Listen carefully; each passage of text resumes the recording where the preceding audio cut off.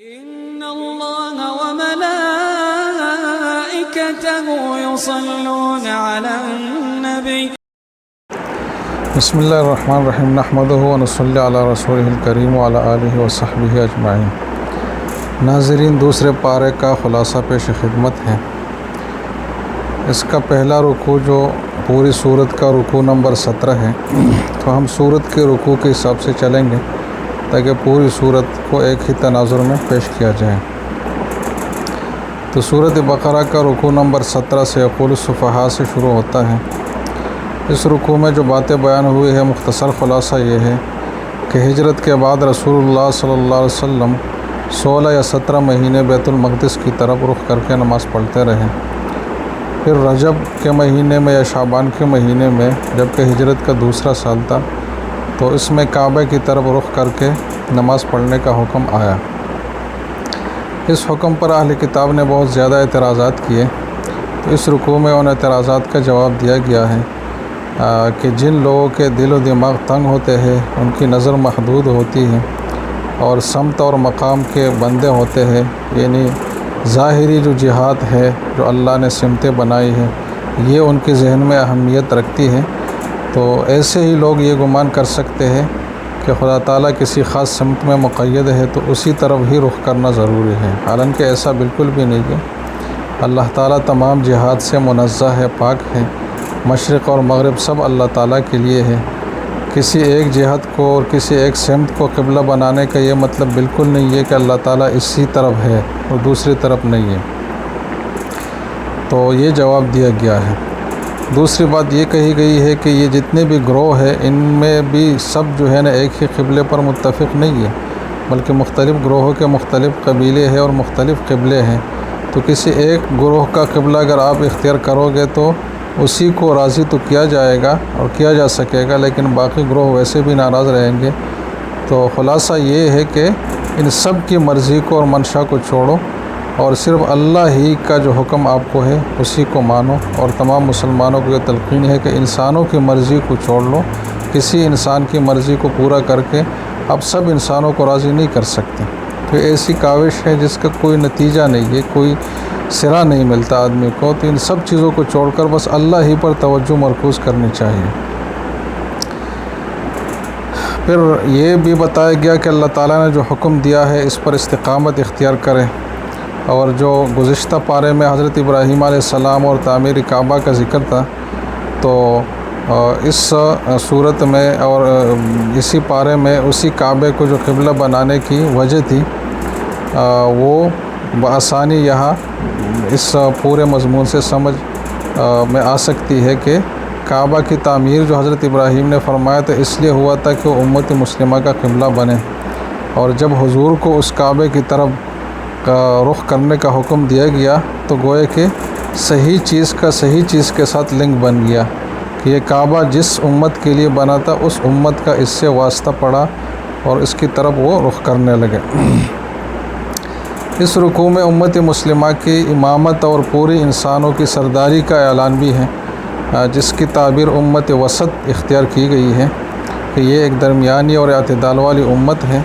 اور یہ پوری دنیا پر شاہد ہوگی، حق کی شہادت دینے والی ہوگی، امر بالمعروف اور نہی عن المنکر کرنے والی ہوگی، جیسے کہ ان کے پیغمبر کا یہ منصب ہے۔ تو یہ پس منظر میں پیغام دیا گیا کہ دنیا کی جو امامت اور قیادت ہے وہ بنی اسرائیل کے لیے اب نہیں رہے گی، بلکہ یہ اسی امت کے لیے ہوگی جو امتی محمدیہ ہے، لیکن یہ بھی غیر مشروط طور پر نہیں ہوگی، بلکہ اس شرط کے ساتھ کہ اپنی ذمہ داریوں کو یہ امت پہچان لے، سمجھ لے اور اس کو پھر ادا بھی کرے۔ تو جب تک اپنی ذمہ داریوں پر یہ کاربند رہیں گے تو پوری انسانیت کی امامت اور اقتدار ان کو دی جاتی ہے۔ اگلا جو رکوع ہے، رکوع نمبر 18 وَلِكُلٍّ وِجْهَةٌ هُوَ مُوَلِّيهَا، اس میں کعبے کے قبلہ جو بنایا، قبلے کا جو حکم تھا تو اس کا دوبارہ تذکرہ ہے، اور یہ بتایا گیا ہے کہ کعبہ کا جو قبلہ بن جانا ہے اور رسول اللہ صلی اللہ علیہ وسلم کی بعثت اور قرآن جیسی کتاب کا نازل ہونا، یہ سب چیزیں یہ اللہ کی ایسی نعمتیں ہیں جس کا شکر ادا کرنا ہر مسلمان پر لازم ہے۔ اور یہ بھی بتایا گیا کہ نیک اعمال میں ایک دوسرے سے نمبر لے جاؤ، سبقت لے جاؤ، اور یہی آپ کی زندگی کا بنیادی مشن ہے۔ اور اللہ سے خوف کی تعلیم بھی اس رکوع میں دی گئی ہے۔ پھر اگلا رکوع نمبر 19 ہے اس سورہ کا، یا ایھا الذین آمنوا استعینوا بالصبر والصلاۃ۔ اس رکوع میں مسلمانوں کو صبر اور نماز پر ثابت قدم رہنے کی تعلیم دی گئی ہے، اور یہ بتایا گیا ہے کہ اللہ کی مدد اسی ذریعے سے حاصل ہو سکتی ہے۔ اور پھر آگے اللہ کے راستے میں شہید ہونے کو زندگی کہا گیا ہے، اور یہ اعلان کیا گیا ہے کہ شہید زندہ ہوتے ہیں، انہیں بالکل مردہ نہ کہا جائے۔ اور آگے یہ بتایا گیا ہے کہ اللہ تعالیٰ مختلف طریقوں سے اپنے وفاداروں کو آزماتا ہے، اور ان وفاداروں کی جانب سے جب صبر ہوگا اور استقامت ہوگی تو پھر اللہ کی طرف سے رحمت کا فیصلہ ہوگا۔ یہ دونوں چیزیں بالکل آپس میں لازم ملزوم ہیں۔ اور آگے یہ بھی بتایا گیا ہے کہ حج کرنا بھی رضائے الہی کے حصول کا ایک بہت بڑا ذریعہ ہے، تو حج کا حکم ہے۔ پھر آگے ایسے لوگوں پر جو حق بات چھپاتے ہیں اور قرآن تعلیم سے روگردانی کرتے ہیں، ان پر لعنت کی گئی ہے۔ اس کے بعد بتایا گیا ہے کہ انسان سے لغزش ہو ہی جاتی ہے، غلطی ہو ہی جاتی ہے، لیکن غلطی کے وقت صحیح طرز عمل یہ ہے کہ توبہ استغفار کیا جائے اور نیک عملی کی زندگی کی طرف آیا جائے، یہ نہیں کہ اسی غلطی پر ڈٹا رہے آدمی اور اس کی تعویلات کرتے رہے۔ اور یہ بتایا گیا کہ جو صحیح زندگی کی طرف توبہ استغفار کی طرف آئیں گے تو یقیناً اللہ تعالیٰ معاف کرنے والا ہے، اور بہت شد و مد سے اللہ تعالیٰ کی معافی کا ذکر ہے، بہت ہی محبت کے انداز میں ہے۔ پھر اگلے رکوع نمبر 20 میں ہے، ان فی خلق السماوات والارض واختلاف اللیل، کہ کائنات کے اندر جو قدرت اور نشانیاں اللہ تعالیٰ کی ہے، ان میں سے چند اہم کا ذکر ہے کہ انسان اگر عقل اور ہوش سے کام لے تو کوئی وجہ نہیں ہے کہ وہ ان نشانات کو اور ان قدرت کی کرشموں کو دیکھ کر توحید کا اعتراف نہ کریں۔ لیکن کتنے ناسمجھ ہیں وہ لوگ جو دن اور رات اللہ کی ان قدرتوں اور نشانیوں اور اللہ کے جو انعامات ہیں انسانوں پر اس کا مشاہدہ کرتے ہیں، لیکن اس کے باوجود وہ اللہ کے ساتھ مخلوق کو شریک ٹھہراتے ہیں، اور پھر صرف شریک نہیں ٹھہراتے، ان شریکوں سے اتنی محبت رکھتے ہیں جتنی اللہ سے ہونی چاہیے۔ جیسے کہ آپ مشرکین کو دیکھتے ہوں گے، اللہ کو برا بلا کہو ان پر کوئی اثر نہیں ہوگا، لیکن ان کے جو معبودین ہیں ان کو اگر آپ تھوڑی سی بھی بات کریں گے، کوئی ایسی بات جو نامناسب ہو تو فوراً بپر جائیں گے اور لڑائی پر اتر آئیں گے۔ پھر مومنین کی علامت بتائی گئی ہے کہ وہ صرف اللہ سے محبت رکھتے ہیں اور بے پناہ محبت رکھتے ہیں جس کی کوئی انتہا نہیں ہے۔ اور پھر آگے بتایا گیا ہے کہ قیامت میں جو مشرکین ہوں گے ان کو معلوم ہو جائے گا کہ اللہ تعالیٰ کتنی زبردست قوت والا ہے، اور ہم نے کیسے کیسے ضعیف مخلوقات کو ان کے ساتھ شریک کیا تھا۔ وہاں جو شرکاء ہوں گے جن کو شریک کیا گیا تھا اللہ کے ساتھ، ان کو دم مارنے کی کوئی مجال نہیں ہوگی، سب ساتھ چھوڑیں گے، اور یہ جو مشرکین ہوں گے پھر یہ حسرتوں اور پشیمانیوں سے ہاتھ ملتے رہ جائیں گے، اور جہنم سے نکلنے کی کوئی راستہ پھر نہیں ہوگا ان کے لیے، تو انتہائی حسرت اور ملامت کے شکار ہوں گے۔ اگلے رکوع نمبر 21، یا ایھا الناس کلوا مما فی الارض حلالا طیبا۔ اس رکوع میں چند حرام چیزوں کا، جس میں مردار ہے، خون ہے، سور کا گوشت ہے، غیر اللہ کے نام پر پکائے ہوئی چیزیں ہیں، ان کا تذکرہ کیا گیا ہے، اور یہ حکم دیا گیا ہے کہ صرف حلال چیزوں کو اپنا رزق بنایا جائے، حرام سے اجتناب کرنا چاہیے۔ اور یہ بھی ایک اہم بات بتائی گئی کہ رزق نہ صرف حلال ہونا چاہیے بلکہ طیب بھی ہونا چاہیے، اور طیب کا مطلب یہ ہے کہ اس کے کمانے کا جو طریقہ ہو جائز ہو۔ پھر آگے بتایا گیا ہے کہ جو لوگ رشوتیں کھاتے ہیں تو ان کے لیے سخت وعید ہے، اور وہ یہ ہے کہ اپنے پیٹ کو آگ سے بھرنے والے ہیں۔ قیامت کے دن اللہ تعالیٰ ان سے کوئی بات نہیں کرے گا، اور ان کو گناہوں سے اور ان کے گناہوں کی جو گندگیاں ہے اس سے پاکیزہ بھی نہیں کرے گا۔ اللہ تعالیٰ ان گندگیوں کے ساتھ ہی جہنم میں ڈالے گا۔ اور آگے جو لوگ احکام الہی سے سرتابی کرنے والے ہیں ان کے حق میں یہ کہا گیا ہے کہ ان لوگوں نے ہدایت کے عوض گمراہی خریدی ہے اور اللہ کے مغفرت کے بدلے عذاب کو خریدا ہے، تو نتیجہ ظاہر ہے کہ ان کے لیے جہنم کا دردناک عذاب ہی ہے۔ اگلا رکوع نمبر 22، لیس البر ان تولوا وجوہکم سے شروع ہوتا ہے۔ اس رکوع میں نیکی کی جو حقیقت ہے وہ بتائی گئی ہے کہ نیکیاں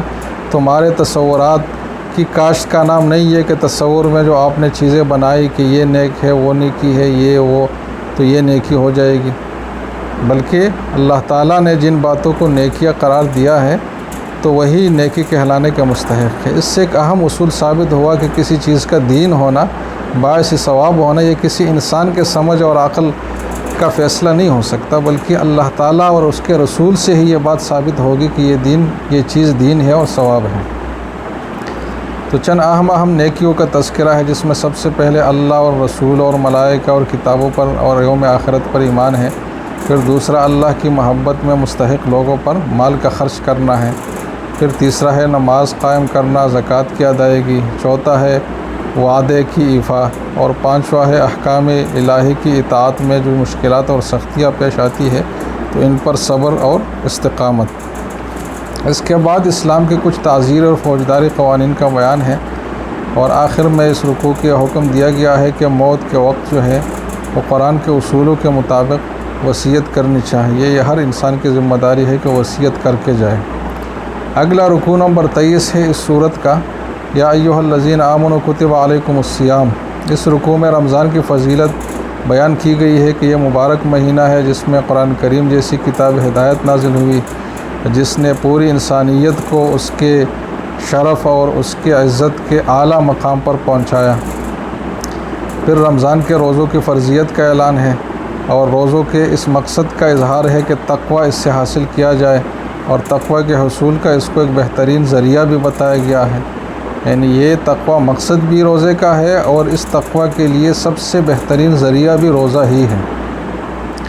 پھر روز سے متعلق کچھ مریض اور مسافر اور وہ لوگ جو بالکل ہی طاقت نہیں رکھتے، ان کے لیے کچھ رعایتوں کا ذکر ہے کہ مریض جب صحت مند ہو جائے، مسافر کا جب سفر ختم ہو جائے تو وہ اپنے چھوڑے ہوئے روزے قضا کر لیں، لیکن جو بوڑھے بالکل ہی ضعیف ہو، ناتواں ہو، تو وہ ہر روزے کے بدلے ایک مسکین کا کانا جو 2 کلو یا 2 کلو گندم یا اس کی قیمت بنتی ہے وہ دے دیں۔ اور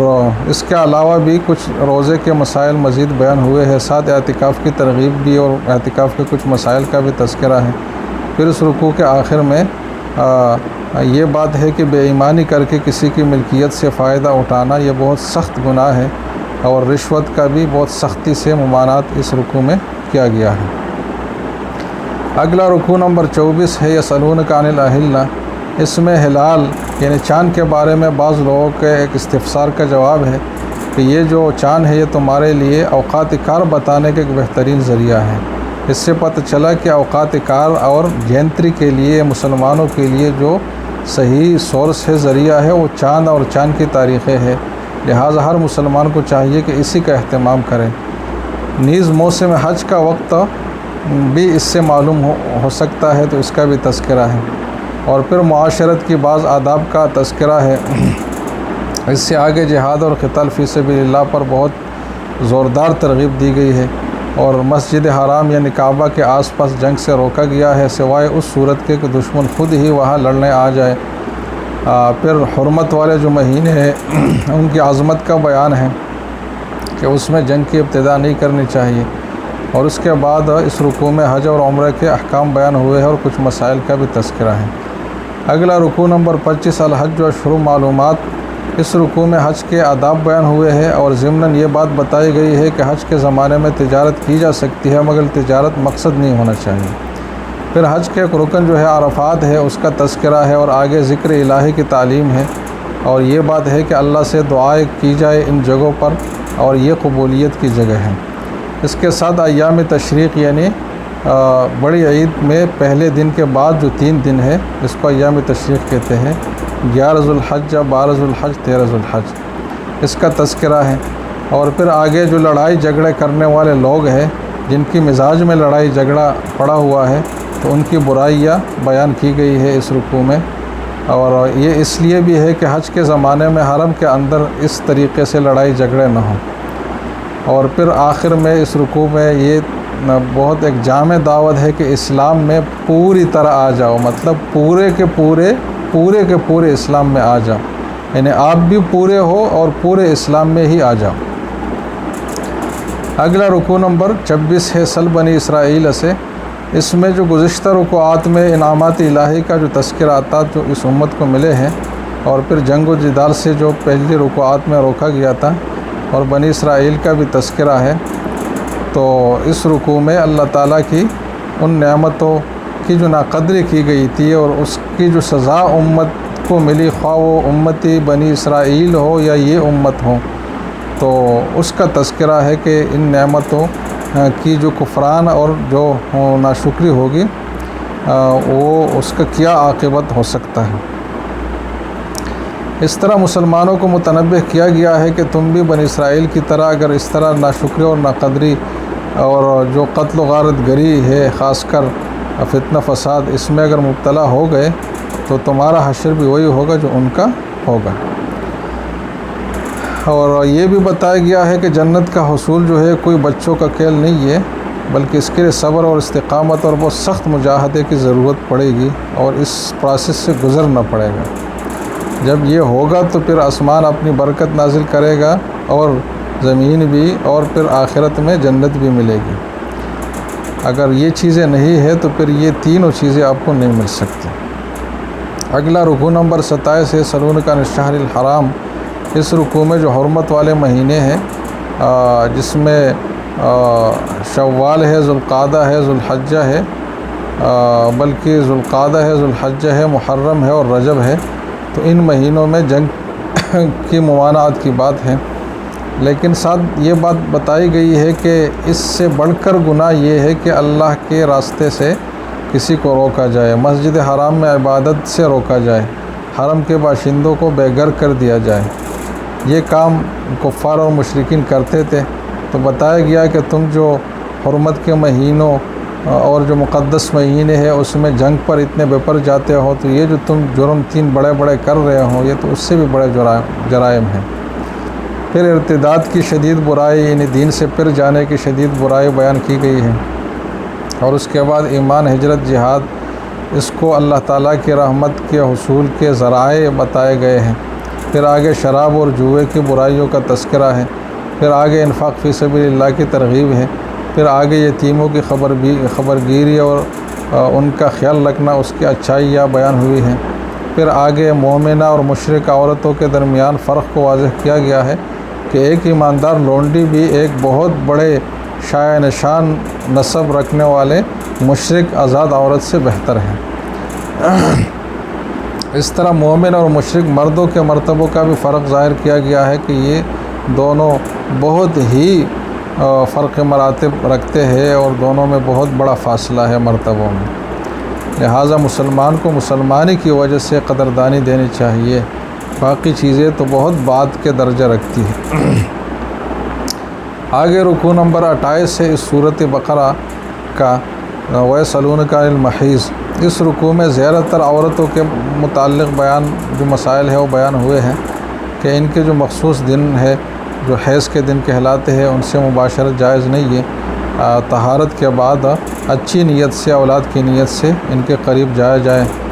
اور یہ بات بتائی گئی ہے کہ مطلقہ عورت کی جو عدت ہے وہ 3 حیض ہے، اگر مطلقہ حاملہ ہو تو پھر وضع حمل اس کی عدت کا خاتمہ ہوگا، چاہے اس کی مدت جو بھی ہو، یعنی وضع حمل جب بھی ہو جائے۔ اور پھر آگے فضول قسمیں کھانے کی عادت کی بہت برائی کی گئی ہے کہ ہر بات پر قسم کھانے بہت بری عادت ہے، اس سے انسان کی شان بھی گر جاتی ہے اور اللہ تعالیٰ کی شان کو بھی ملحوظ نہیں رکھتا۔ آگے رکوع نمبر 29 ہے طلاق مرتان۔ اس رکوع میں طلاق اور خلع سے متعلق چند مسائل کا سلسلہ بیان ہوا ہے، اور یہ کہ عورتوں سے ہر حال میں حسن سلوک کو کرنا چاہیے، انہیں محض ضرر پہنچانے کے لیے روکے رکھنا کہ نہ تو ان کے حقوق ادا کیا جائے اور نہ انہیں اچھے طریقے سے رخصت کیا جائے بلکہ لٹکایا جائے، تو یہ بہت ہی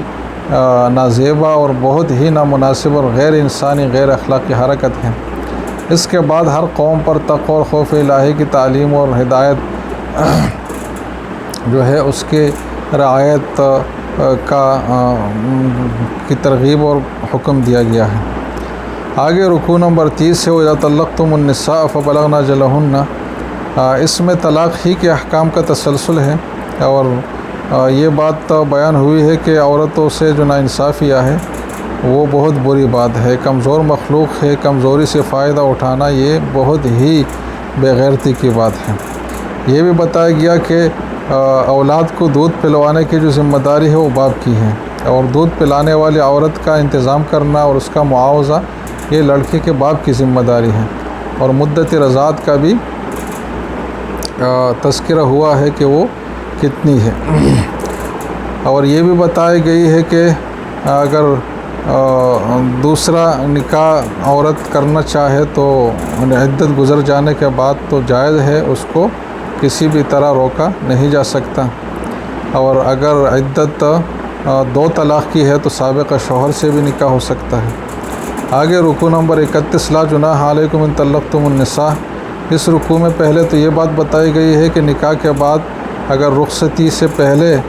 کوئی اپنی منکوحہ کو طلاق دے دے تو اس کا جو مہر ہے، یعنی جو مہر طے ہوا تھا اس کا آدھا ادا کرنا اس کی ذمہ داری ہوگی، لیکن اگر کوئی پورا مہر ادا کرتا ہے تو یہ نور علی نور اور بہت ہی تقویٰ والی بات ہوگی۔ پھر نماز اور خصوصیت کے ساتھ صلاۃ وسطیٰ کی تاکید کی گئی ہے، اور روایات میں صلاۃ وسطیٰ میں راجح بات یہ ہے کہ اس سے مراد عصر کی نماز ہے، اور پھر خوف اور خطرے کی حالت میں چلتے ہی چلتے نماز کا حکم بھی دیا گیا ہے، سواری پر بھی نماز ادا کرنے کے، تو مطلب نماز کی کسی نہ کسی کیفیت میں ادائیگی بہرحال ضروری ہے۔ اگر جو رکوع ہے 32 الم تر الی الذین خرجوا من دیارہم، اس رکوع میں پہلے جہاد اور قتال فی سبیل اللہ کا حکم ہے، اور یہ بھی ہے کہ اس معاملے میں جو جہاد کی ترتیب ہے اس میں اختلاف ہر جگہ نقصان دہ ہے، لیکن اس میں بہت زیادہ نقصان دہ ہے،